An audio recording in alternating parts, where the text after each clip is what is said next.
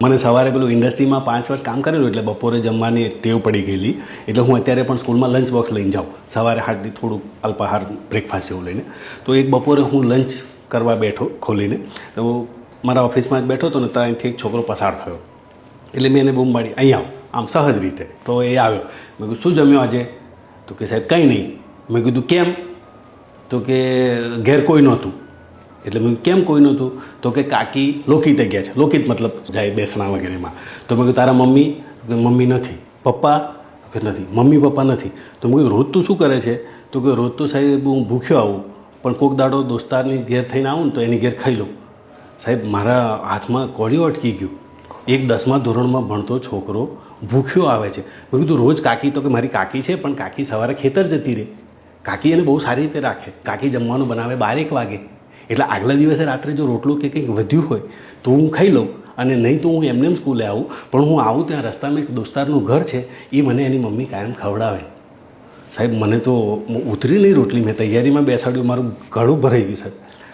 આ વાત સાહેબ મેં સાંજે મારા પત્નીને કીધી કે એટલે મને બહુ પીડા થઈ સાહેબ. લાખો કરોડો રૂપિયા ખર્ચી રહ્યા છે શિક્ષણ પાછળ, અને એક બાળક ભૂખ્યું શાળાએ આવે છે.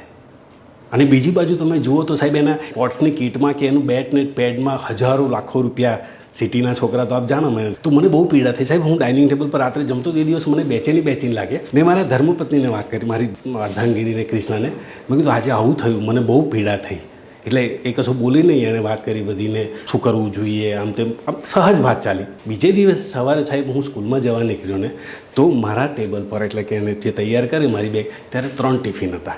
એક મારું, એક પેલા છોકરાનું, અને એક બીજું ટિફિન તો મારી શાળામાં જે કૂતરાઓ છે ને એના માટે નિયમિત કાલનું વધ્યું હોય તો કાં તો 2 રોટલી બનાવી દે એટલે લઈ જાય, તો એના માટે ડબ્બું જુદું.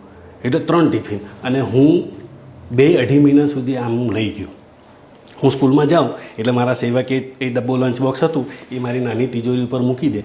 એટલે પેલું બાળક એની જાતે ચૂપચાપ લઈ જાય અને મૂકી. એને ગિલ્ટી ફીલ ના થાય આપે ત્યારે. એટલે મેં કીધું એને બોલાવવાનું, આપણને કહી દીધું કે તારે રોજ લઈ જવાનું.